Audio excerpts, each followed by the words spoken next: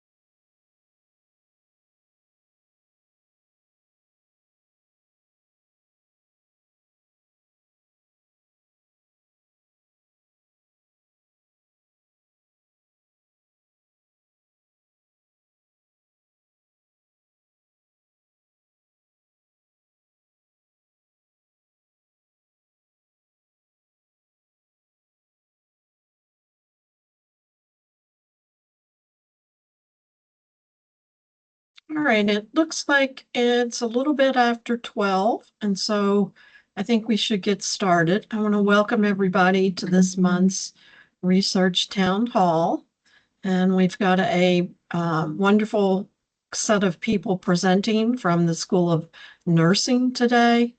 So let's get started with a leadership update from John. John, would you join us, please? Here I am. Hi. So welcome to the town hall, everyone. And before we go too far, I hope everyone will have a wonderful, safe, and healthy Thanksgiving and come back refreshed. I want to give you some updates. I'll start at the federal level and work our way to the university level.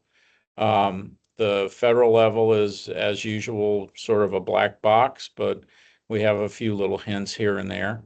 And the first is that it's generally agreed that the Office of Management and Budget is going to issue um, a statement cutting indirect costs of essentially all federal grants to 15%. The response of the ACE and the AAMC and our other national organizations will be to take them to court. It is likely that there will be an injunction granted at that point in time. But if for some reason there is not, we've modeled what a 15% indirect cost rate would be to the university. It would create significant stress, but there are ways for us to deal with it. It's not a certainty, like everything else in the government these days, as to what will happen. Secondly, is the appropriation bills that are most closely linked to our extramural funding are actually beginning to move after the continuing resolution that ended the shutdown was also attached to three appropriation bills. So they have shown that they can appropriate for the first time in 2 years. And so in the coming weeks, the labor HHS bill, appropriations bill, which funds the NIH certainly, and a number of other sources of our funding will begin to move, as will the Defense Department, which is also an increasing source of research and scholarly funding here at the university. So those two will probably begin to move after Thanksgiving. So keep a close eye on that. Remember that those bills also contain our standard indirect cost, and so that would counter whatever OMB is planning to do. So stay tuned to that. At the state level, we're going into legislative session that includes a budget cycle. For those of you new to Kentucky, we only do our budgets every 2 years. It's a biennial budget. There are several aspects of the biennial budget that affect research, and we're keeping a close eye on them, along with Nick Peak, who is our guy on the ground in governmental relations. Just parenthetically, just be prepared. There will be some statements coming from the president's office about appearances in front of the General Assembly and how that's related to our institutional neutrality rules. So take a look at those. It'll also include some news about how we present at meetings outside of the university, including our PowerPoints. Then finally, at the local level, I think the thing that's uppermost on everybody's mind are the real challenges in workday reporting of everything related to research, whether it's reconciliation of budgets, whether it's closing out budgets. It is a major challenge to everybody in the university, and I understand how frustrating it is, and it is. If it's frustrating for us, it's 100 times more frustrating for the people in the Office of Sponsored Programs, and particularly the people in accounting in the Office of Sponsored Programs. That said, they are working really diligently and getting help from consultants to try and stand up the reporting structure so that we can begin doing things in a much less frustrating way. One of the flaws of this implementation was that we went from having 20 years experience with reports in PeopleSoft, and those reports did not obviously transfer over to Workday. And so we are having to build this from the ground up. But we're getting closer, and progress is definitely being made. That's really my summary. I can take questions at the end of the hour, or I can take questions now, Lee. Which would you prefer? Let's wait till the end, if you don't mind. That way we can ensure everyone has time to speak. Good, good. I agree. Okay. I think it's time to turn it over to our colleagues in the nursing school. Do you want to lead that off, Lee? Sure. I think our first speaker is Imelda Leblanc. She's the ADR for the School of Nursing, and she's going to be talking about meeting the needs of our community research in the School of Nursing. So you may take over, Amanda. All right. Is my screen sharing okay? Yes, ma'am. Perfect. All right. Thanks for having us on to the town hall. Really excited to showcase some of the amazing potential collaborations that we've got here. So first thing I wanted to do was to start off and show you all, this is a word cloud that highlights the most frequent terms from just this past year of publication titles from our School of Nursing faculty. So you can see here that common themes include care, community, safety, health, and screening. What this also shows and reflects is our strong focus on healthcare delivery, patient safety, and public health initiatives. So in the past year, we have created 4 research interest groups in the School of Nursing. So I'll highlight each of these. The first one I want to highlight is the Health Equity, Population, and Community Health RIG. This is led by Dr. Luz Huntington Moscow. So you can see her research interest below her name. So she's interested in air quality and asthma in adolescents, community engaged research, and rural exposures to environmental factors. So I want to highlight a few investigators involved in each of these rigs. So of course, this rig is really looking at the distribution of health within and across populations and communities. It's looking at the factors that shape the health of the individuals and looking at potential interventions and other approaches to improve the health of populations and communities. And we're particularly interested in partnership with communities in medically underserved areas of Kentucky. And so a few of the investigators that are heavily involved in this rig, Dr. Kate Adelstein, she's interested in psychosocial oncology, cancer in the adolescent and young adult population. And Dr. Molly Aylshire, whose research interests include cancer prevention and screening for minority populations, including sexual and gender minorities. There is a burgeoning interest in cancer in the School of Nursing and establishing a better relationship with the Brown Cancer Center. So that's why I wanted to specifically highlight them.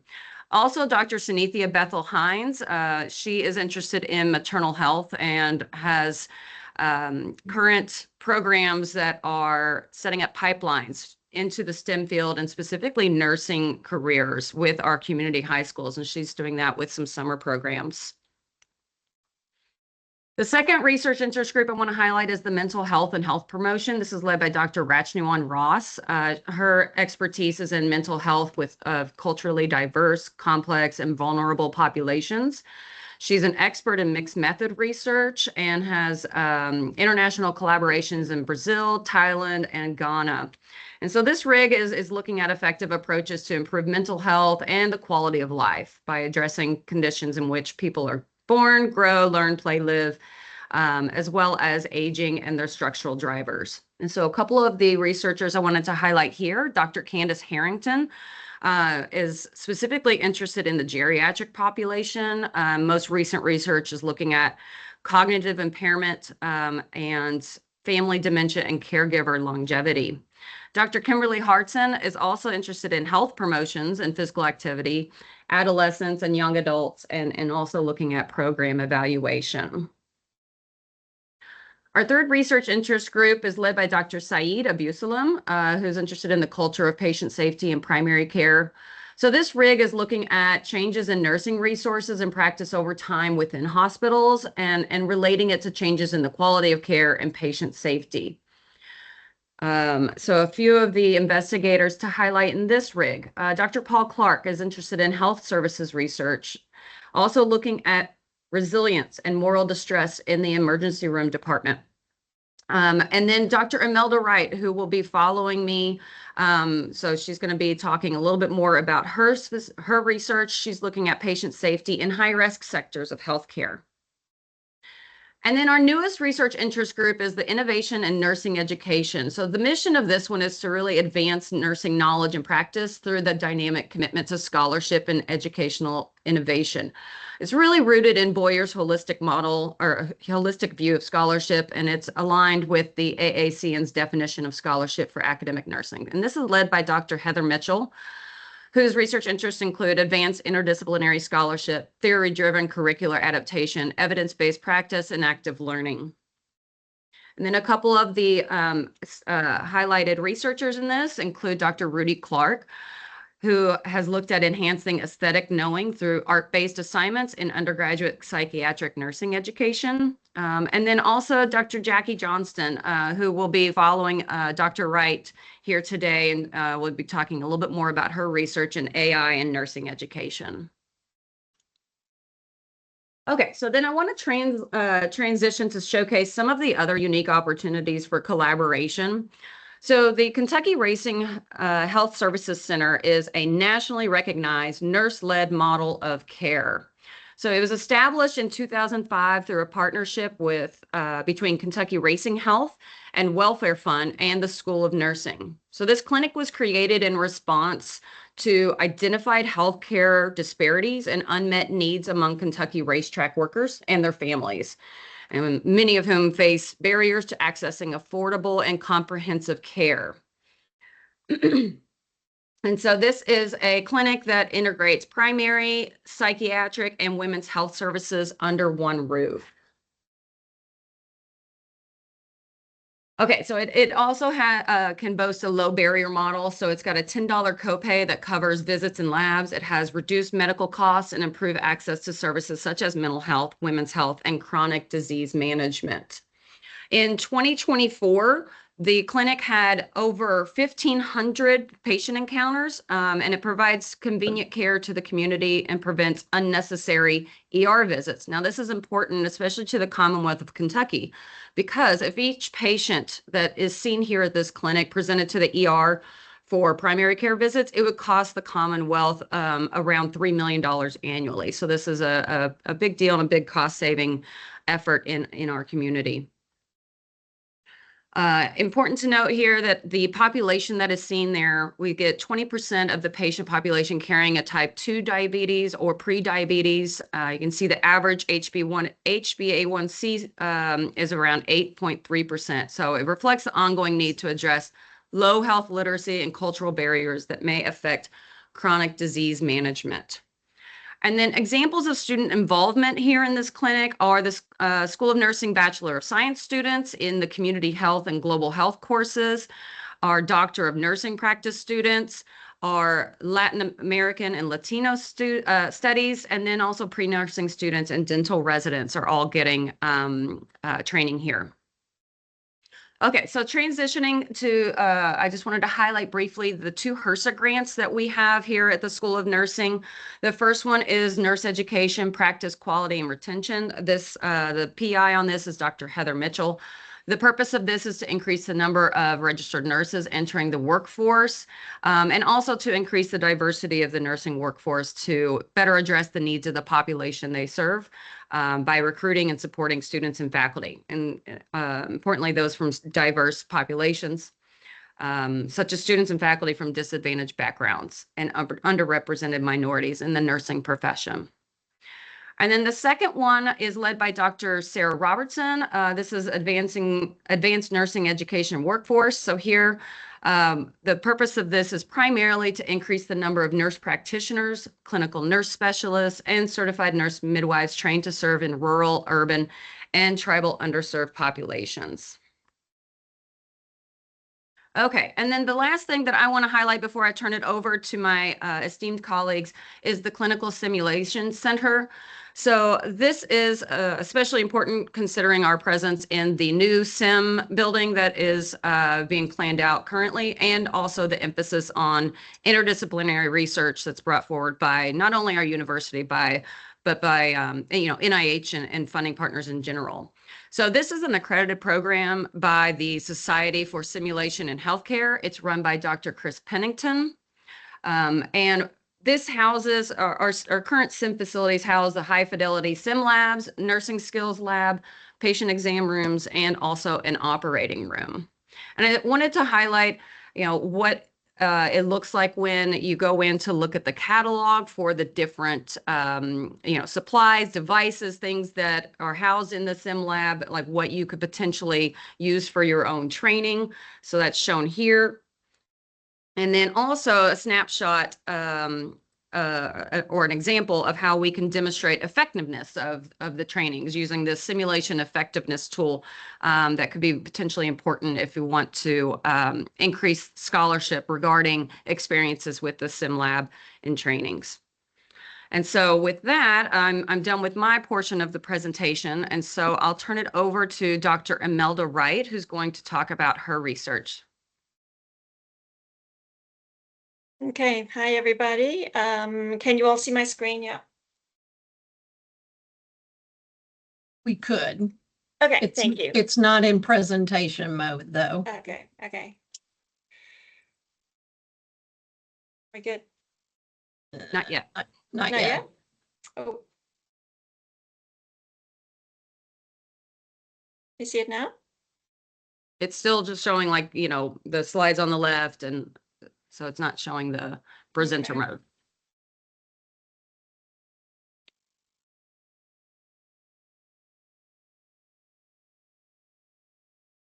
No? Nope. No. Oh no. Oh goodness gracious. Okay. You can go down at the bottom and click that little icon next to the sliding plus and minus. Mm-hmm. Take it in presentation mode. You see the Okay. little icon down the lower right side of the screen? Yeah, to the left of that. No, to the left of that. Yeah. Oh. Yeah. Go. Try Okay, that. okay. Is that No, it's still the same. so sorry? Oh my gosh. We just tested this right before. Yeah. Slide sorter. No. Does she need to press the present in Teams over by Start Slideshow? Sorry. In the top right. Slideshow, start slideshow. Underneath your picture. Present Okay. in Teams. It's right under your profile picture on the right-hand side. Top Imelda, right. I can show your Okay. slides if you just tell me Okay. when to. Oh, it's Okay. good now. It did. Okay. There you go. There you Sorry go. about that. Off you Okay. go. All right. So sorry about that. Okay. I'm Imelda Wright. The tenet of my scholarly work is really safety culture in healthcare. And basically, whenever somebody talks about safety culture in healthcare, we'd be remiss without talking about that report, really almost 30 years ago at this point, with 1999, the Institute of Medicine, talking about 2 areas, human and building a safer healthcare system. And I would say, though, over the past decades, though, although the needle is moving, we really haven't made substantial strides in safety culture. And I think that it really is still causing a substantial costs in adverse events and obviously for emotional trauma on patients. One of the things when I present on safety, I actually chose these random people from the internet, and I always kind of ask, well, who is your picture person? So if you think about any of you who may have your phones nearby, you may see who is the picture of the person on your phone or people. It's also okay to have not a person on your phone, such as a tree or something. But generally, when we talk about those special people in our lives who have actually made their way onto our lock screens, these are the people that we're talking about every day. People who come into our healthcare system and deserve to be safe. So I always liken our patients to our passengers getting on a plane. I recently flew internationally, even just yesterday, and when I get on a plane, I always kind of assume that our flight team has it all figured out, that they know how to fly the plane, that the people who are doing checks and balances behind the scene, they don't take shortcuts, they're passionate about safety. And I know even though airlines have had its fair share of problems that have been highlighted recently, it is still a very, very safe way to fly. And sometimes I wonder, as somebody who works in healthcare and who has a long history of working in the operating room, I still feel that there's plenty of weaknesses in our safety systems that I feel like we need to pay attention to. So one of the elements that I really wanted to talk about was normalization of deviance. And this is a concept where people, they all kind of know where the standards are, but they tend to deviate from the safety standards, and then they normalize lower standards of care. It's actually a phenomenon that goes on even with outside of healthcare. It is pervasive in organizations. Not that any healthcare workers or employees are deviant humans. It's just sort of we get pressures.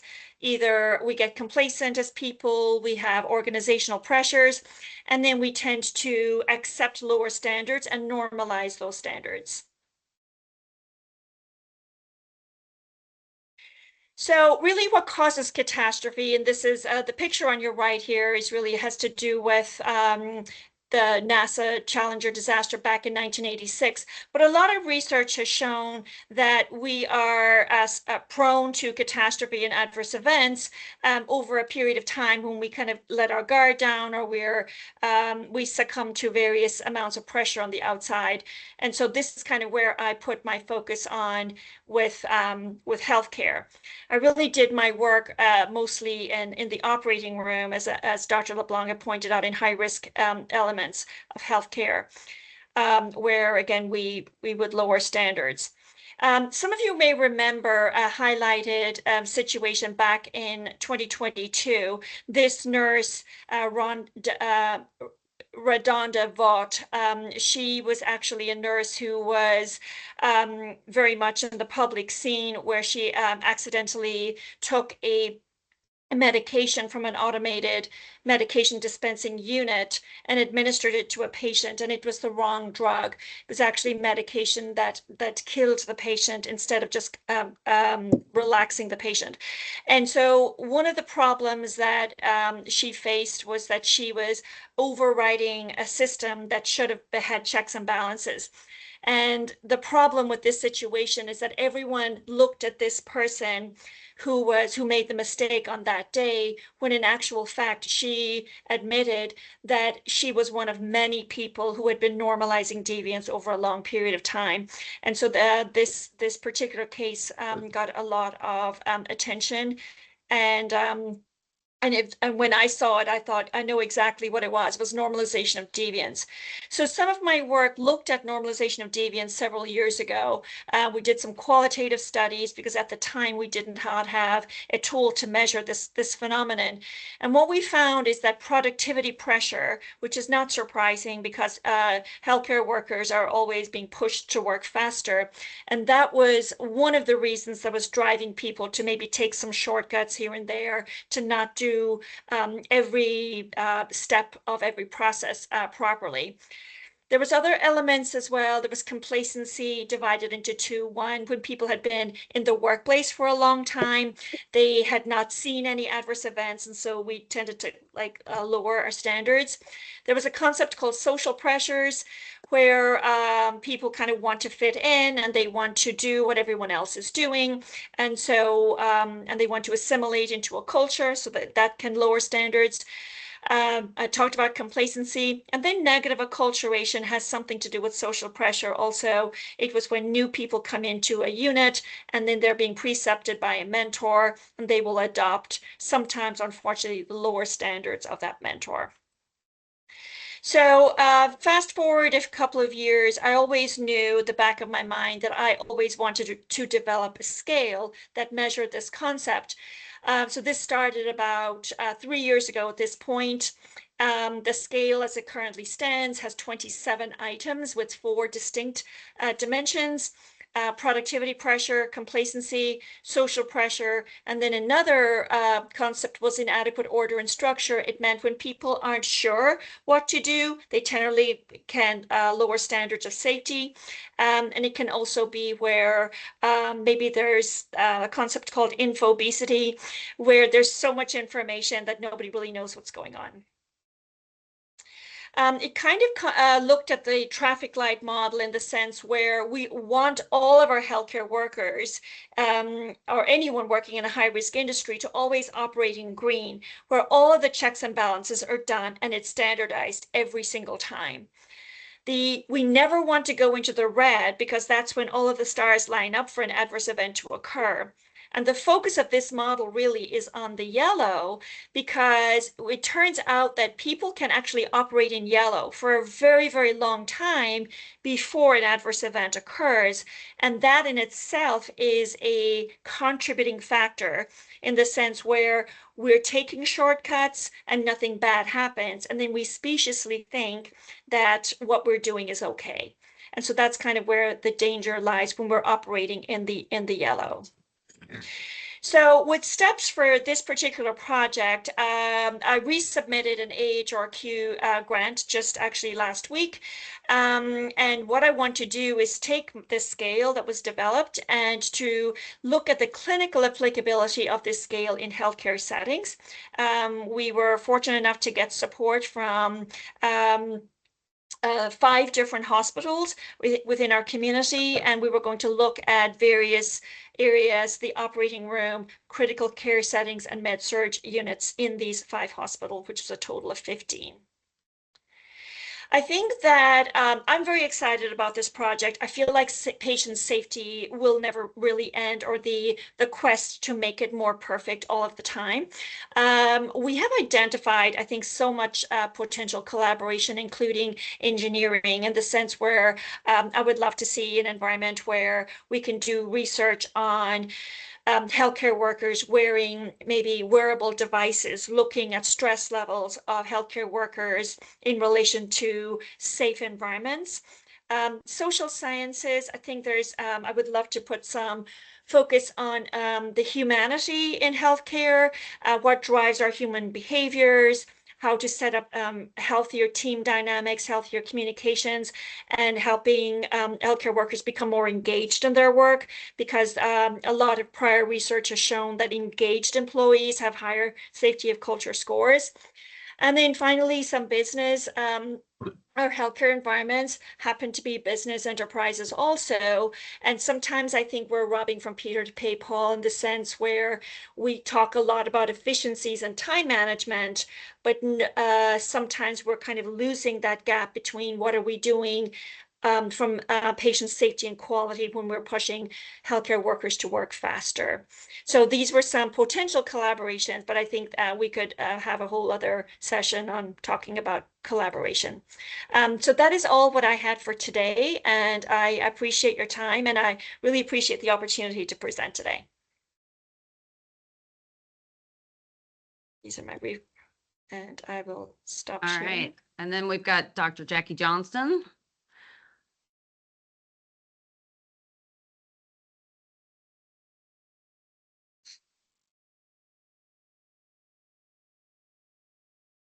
That didn't work.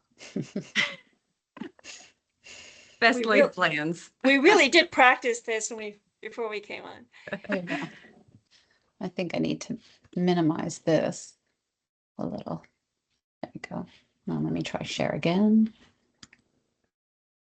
It's not letting me share, Amanda. Is Cecilia on? Maybe she can go through the slides. Let me try. How about now? Can you see it? Oh, yeah. Yeah, all good. Excuse me. Hi, everyone. Thank you. My name is Dr. Jacqueline Johnston. I am an assistant professor new to the University of Louisville School of Nursing as of August 1st this year. I'm presenting on the use of generative AI to enhance clinical judgment case studies in undergraduate education and beyond. And of course, it's not going to skip pages. There we go. These are just my These are my co-collaborators that assisted with me, Dr. Kabikting and Dr. Rosario Gonzalez. And the background for this idea came about a year ago. There's been an awful lot of discussion about AI. It's everywhere now. And there's a huge divide with some people who think it's horrible and some people who think it's the best thing in the world. And what we need to do, in my opinion, as educators, is try to look at what is coming towards us, which is artificial intelligence. It's here, it's not going away, and how we can expand on it inside of the classrooms to assist students by modeling to use it as an appropriate, ethical, and effective method of learning. So I see it as an opportunity for us as educators to develop these innovative methods of providing our curriculum to the students. So in this pilot study, which this was, we utilized AI to engage our undergraduate students in a creative way. So just a little bit of history that kind of ties into what Dr. Wright was saying about the number of medical errors. When the National Boards of Nursing started looking at the number of errors that occur amongst nurses, medical errors, they realized that a very large proportion of errors occur in the first year of a new nurse's career. Not necessarily errors like redonda, where a patient was killed, but errors. And they started to tease this out to try to figure out why this was happening. And what has come about from this is a change in the way we provide nursing education. So they want us to create teaching and learning environments that enhance diversity, equity, inclusivity for students, learning and progression. They want us to use artificial intelligence to deliver methods such as what we're going to be talking about today, the next generation nursing case studies, and try to identify best practices. And what they decided was that the way they were delivering our boards, our licensing boards with multiple choice questions, was testing learning, but not critical thinking.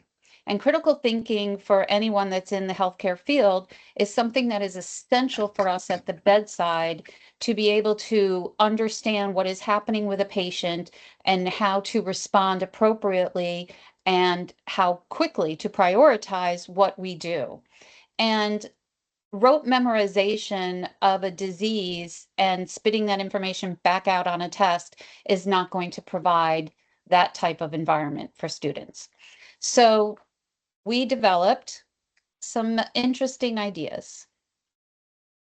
For some reason, one of my slides got dropped off, but the methods behind this, which is what is missing, is that we developed many case studies according to the way the Board of Nursing wanted them developed, and we uploaded them to an AI platform. And what happened was the platform created a podcast. So if I took a 10-page case study, uploaded it to the platform, in about 15, 20 minutes, I had a podcast that was 13 minutes long. And the first one that I did was all about COPD, which is chronic obstructive pulmonary disease. And instead of it being this two-dimensional individual reading a case study to the class, asking them to answer question 1, multiple choice, or a drop-down menu, or fill in the blanks, or whatever, it was 2 individuals. It actually, for the first one, was a male and a female having a conversation about a family member that was admitted to the hospital who had COPD.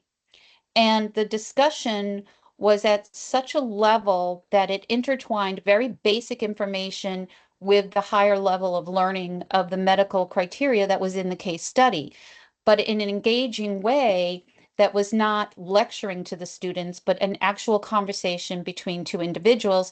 And the students would listen to this podcast, and then they had the case study afterwards to answer the questions. So rather than just reading rote information on a piece of paper, they were able to recall the information that came back to them through the case study. So it was much more interactive for the students. So based on that, this was just a survey of how they responded to it. There was only 45 students in 3 different courses with 37 that responded. So that was an 82% response rate. The responses were quite positive. More than 80% of the podcast was listened to because, of course, students don't listen to everything. And it helped us to see benefits and challenges of using the podcast in our classroom. And one of the responses from a student was that the podcast was helpful in working through the case study much faster compared to just reading it.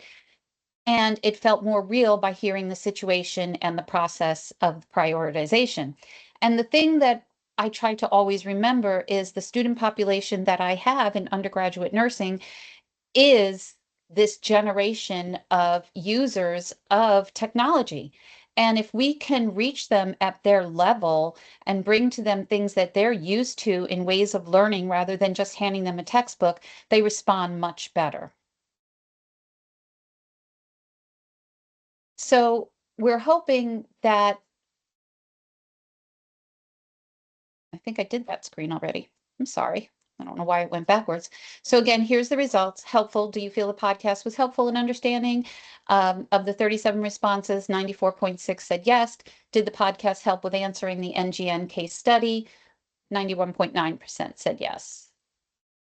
So current implications, again, we're going to utilize this as presenting these case studies, which are now on their licensing boards. So by experiencing the case studies ahead of time, learning how to tease out the important cues, the priorities that need to be addressed, students will, by the time they get to the boards, be able to answer those board questions easier, as well as remembering the content when they're standing at the side of the bed because they can't pull out a textbook to look up what to do.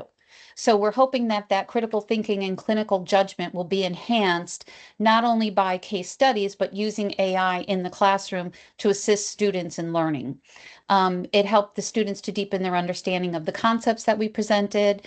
And the American Association of Colleges of Nursing, or AACN, has changed the way nursing education is being delivered.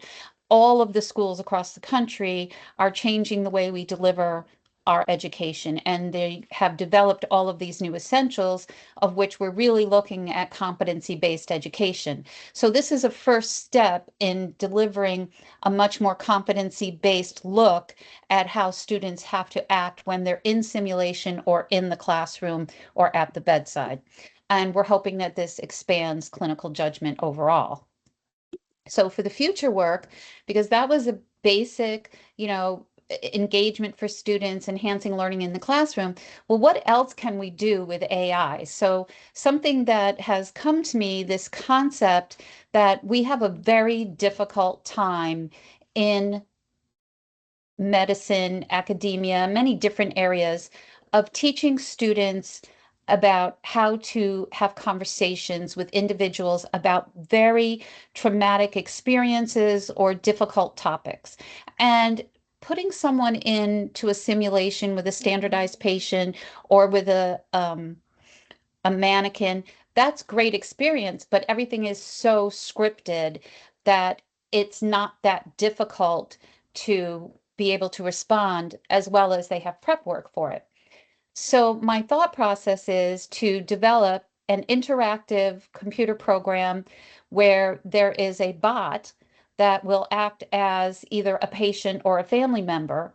And we have uploaded a grading rubric to the bot so that they are able to follow along, and we give them the story of what is about to happen. So the example that we're hoping, the first example to develop, is discussing do not resuscitate choices with a family of critical ill patients. So the student would log on to the computer and the discussion would start with the interactive bot about, I want to talk to you about, your family member, they're not doing very well. I want to discuss what a DNR means. And then the bot can either respond positively or negatively. Absolutely not. I don't want anything to do with that. How would the student respond to that type of conversation versus how they would respond if the person was very receptive to it? And this can go across all different avenues. We can use this in medicine, social work, psychology, everywhere is where you have interactions with humans, because students need to learn that skill before they actually encounter them one-on-one, so that they have that experience to draw from. And that's kind of my idea. So in conclusion, we're looking at effective and ethical ways to use AI in the classroom and to bring about better understanding for students. It's an alternative method of teaching, and we're hoping to develop a new pedagogy for this. And we hope to engage students interactively. Thank you.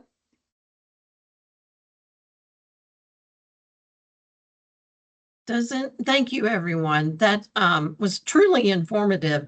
I enjoyed learning. I wasn't aware at all that we had a racing health clinic. And then the projects with the AI just blows my mind. I'm one of those AI I like some days, other days I don't. So the more I see projects like this, the more excited I get. John, were you wanting to say something? Nope. Oh, it Did I looked put like a you hand did. up? Does anyone have any questions for the presenters? I will note for the Kentucky Racing Health Clinic that our esteemed Dean Whitney Nash, was one of the primary faculty that helped establish that 20 years ago. So they just recently had their 20th celebration. Kevin, it looks like Kevin Walsh, looks like you have a question. Yeah, hi everyone. I'm Associate Dean of Research at Speed Engineering School, and I want to thank nursing for the great presentations right here. It's really great to find out, what other groups are doing. One suggestion I might have for these, and not to put nursing on the spot with it, is it might be helpful to the other groups at the end to identify areas where you need help, especially from other groups outside of nursing. And if you could maybe identify some of those, that might be helpful to the rest of us, as well as whether or not you have funding that goes with it. It'd be easier for us to recruit help in these areas, knowing whether or not there's funding that's available, or if this is something you're looking for future collaborations, writing proposals and things like that.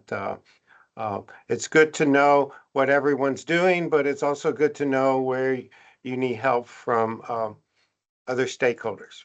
Absolutely, Kevin. I think the last slide on both Imelda's and Jackie's presentation were highlighting the areas that they wanted to, or there was areas for collaboration that they were, putting out there for everyone else to see. I definitely am looking for help, especially from computer science and anyone that can help me develop. I have the ideas, but I don't have the skills to Right. develop it. Well, you're talking about, the chat bots, right? The kind of custom chat bots. And I'm not an expert enough in AI to know whether or not that exists using existing AI technology, or if you need an AI expert to develop those custom chat bots. So, but I will look into it from our engineering perspective.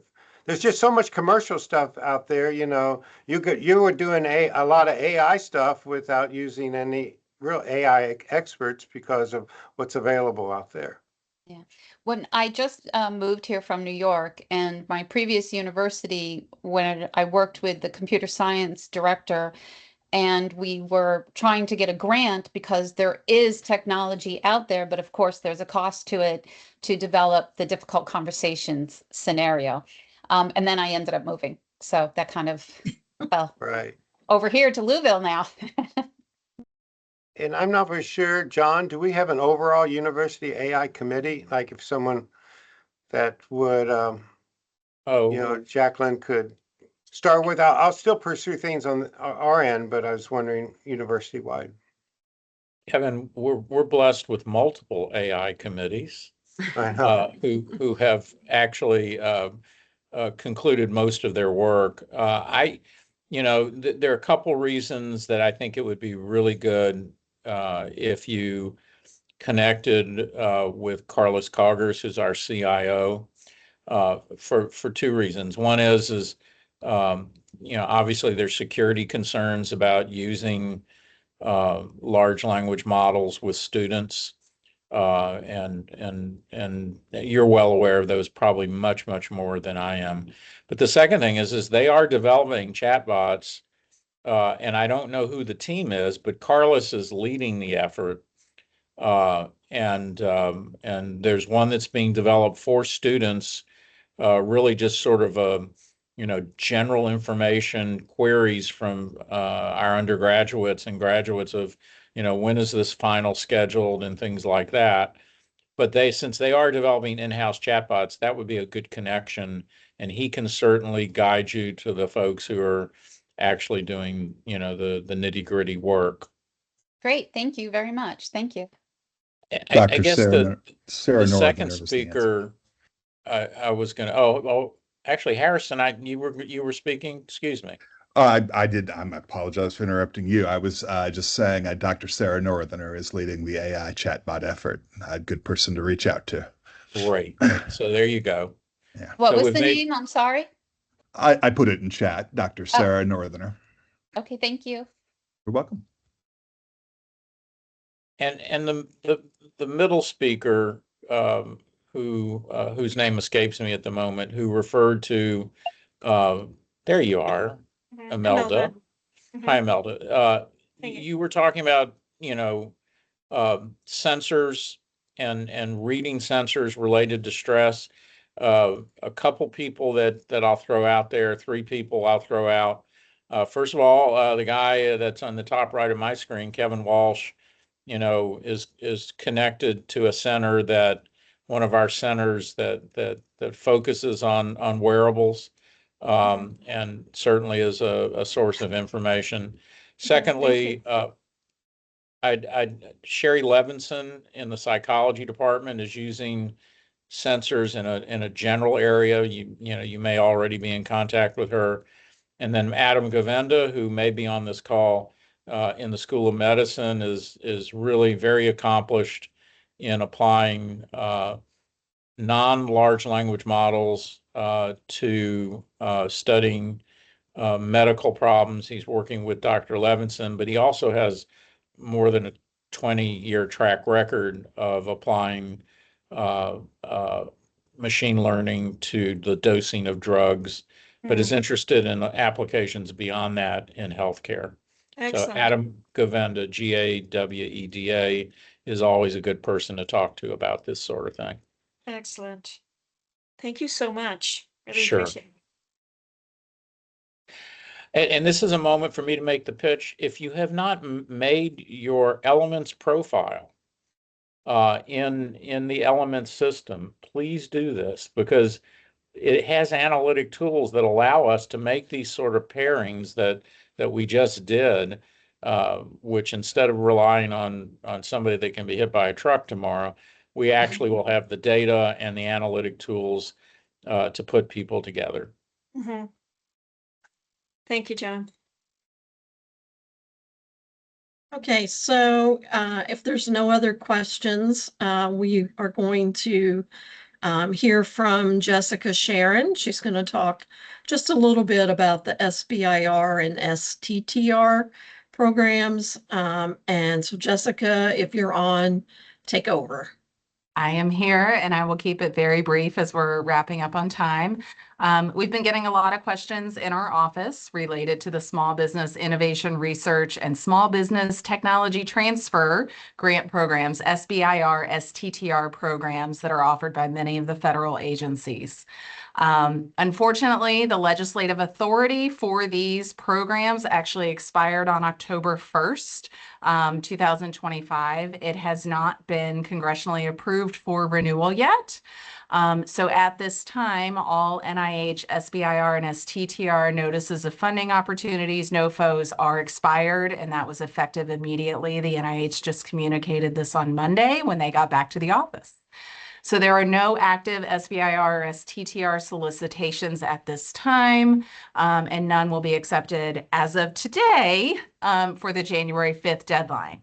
This could change, certainly, but we wanted to make sure everybody was aware of that. Active NIH, SBIR, and STTR awards can continue, but there will be no issue. NIH will not issue any non-competing continuation of awards until the program is reauthorized. The NIH, we got direct guidance from them. There are lots of grant opportunities for small businesses still available, so be sure to check the NIH grant funding website for more information.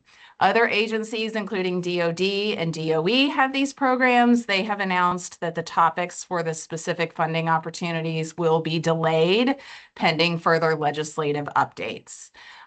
This is something that I and a lot of us within our office are watching very closely.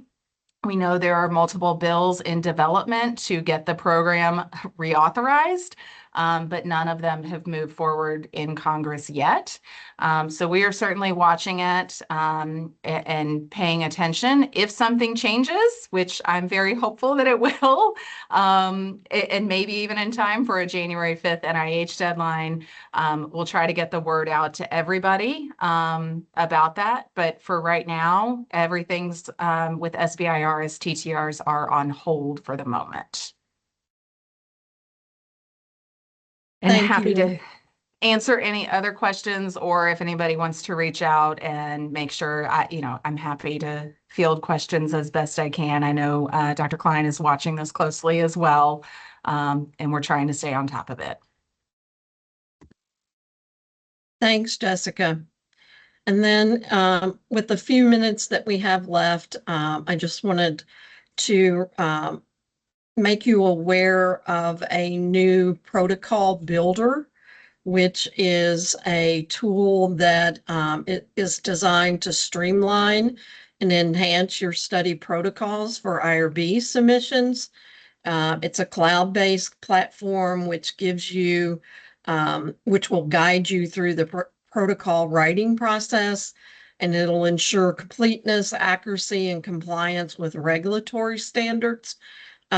We will put in the chat the link on how to log in using your SSO.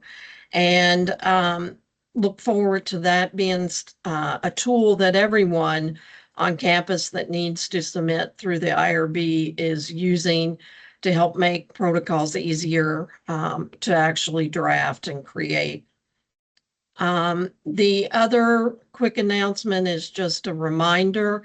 We are still seeking applications that have been proposals that have been funded, and the proposals you're willing to share for other colleagues on campus who may be interested in seeing an example of a proposal to a certain sponsor or program. We are still collecting. So we cannot move till phase 2, which would be to open it up so that everyone could have access to the proposals until we get some more applications. So I encourage everyone to also, share your proposals that have been awarded so that others can benefit. Again, we'll put these 2 announcements in the chat. And if anybody has any questions about either of them, Christy LeDuc and Rachel Shepard can help you with the protocol builder. And then, of course, for the repository, you can contact me or Cecilia. Any questions that have been remaining, and particularly for John? We had said that we would hold questions for him until the end.